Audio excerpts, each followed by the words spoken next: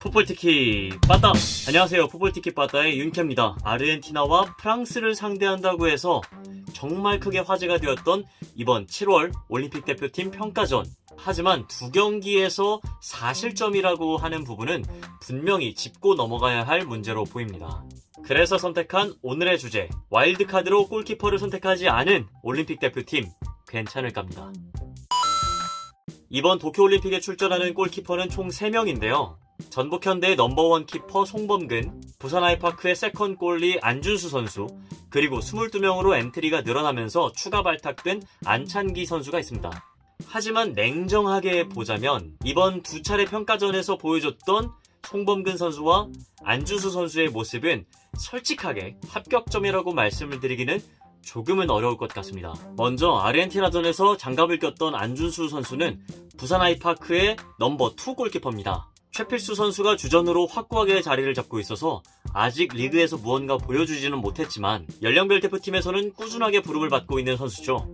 특히 2020 AFC U23 챔피언십에서 우승을 차지했을 때도 송범근 선수의 뒤를 워낙 든든하게 잘 받쳤던 세컨 골리였습니다. 아무튼 안준수 선수는 꾸준히 연령별 대표팀의 부름을 받아왔고 프로팀에서도 조금씩 기회를 얻고 있는 만큼 이 재능만큼은 확실한 것으로 보입니다.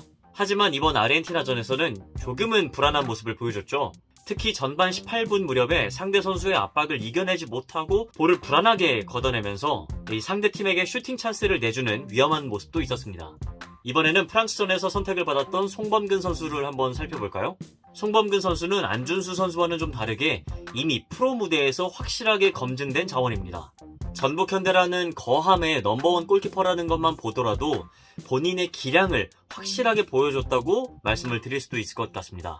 그런데 사실 송범근 선수는 각급 연령별 대표팀에서 모두 주전을 꿰찼던 건 아닌데요. 본격적으로 주전 골리로 나섰던 건 2017년 U20 월드컵 때부터입니다. 그리고 2018 자카르타 팔렘방 아시안게임에서 조현우 선수의 뒤를 이은 백업 골리로 출격을 했는데요. 이 말레이시아전에서는 최악의 모습을 보여줬었지만 이후에 조현우 선수의 부상 공백을 잘 버텨냈고 결국에는 금메달을 목에 걸면서 병역 면제 혜택도 받게 되었죠. 하지만 여전히 송범근 선수의 가장 큰 단점으로 지적이 되고 있는 부분은 바로 기복입니다. 앞서 말씀드렸던 말레이시아전은 송범근 선수의 역대 최악의 경기 중 하나였다고 볼 수 있겠는데요. 황현수 선수와의 충돌 이후에 볼을 놓치면서 실점했던 장면이나 이후에 추가 실점을 또 내줬던 장면들을 보면 참 아쉽다라는 말밖에 나오지가 않는데요. 게다가 이번 프랑스전에서는 역전골을 헌납하기도 했었죠. 이 쉽게 잡을 수 있을 것 같았던 볼을 흘리면서 이 가랑이 사이로 일명 그 알까기라고 하죠. 그렇게 조금 수치스러운 골을 헌납하고 말았는데 그런데 송범근은 이미 리그에서도 종종 이런 알까기 같은 실수를 해서 실점을 범한 적이 좀 있습니다. 그래서 이 올림픽과 같은 국제대회에서는 이 경험이 풍부한 베테랑 골키퍼의 존재가 더 두드러지는데요. 단 한 번의 실수가 치명적인 결과로 이어질 수도 있는 만큼 토너먼트 경기에서는 베테랑 골키퍼의 중요성이 더 부각되기도 하죠. 우리나라 최초로 동메달의 쾌거를 이루었던 2012 런던 올림픽 당시의 와일드카드는 정성용, 박주영, 김창수 선수였습니다.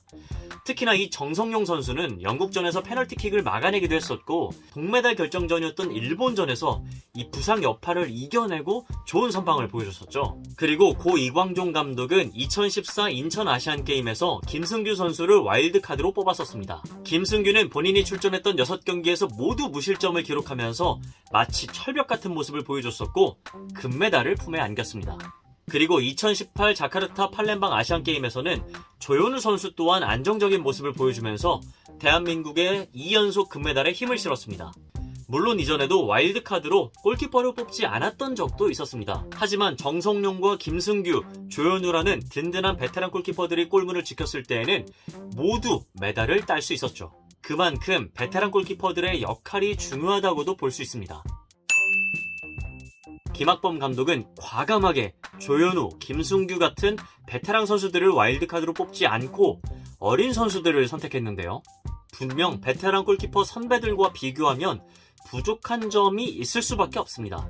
그럼에도 김학범 감독은 그만큼 본인이 선택한 송범근, 안준수, 안찬기 3명의 선수를 믿는다는 뜻이겠죠. 아시안 게임에서 보여줬던, 그리고 AFC 챔피언십에서 보여줬던 그런 멋진 결과를 이번 올림픽에서도 보여줄 수 있길 간절히 기대해 보겠습니다. 오늘 영상은 여기서 마치도록 하겠습니다. 영상이 마음에 드셨다면 좋아요와 구독 꼭 부탁드릴게요. 감사합니다. 풋볼티키 빠따! 전북현대라는 거함의 골키퍼라는 것만 봐도 본인의 기량을 확실하게 보여주고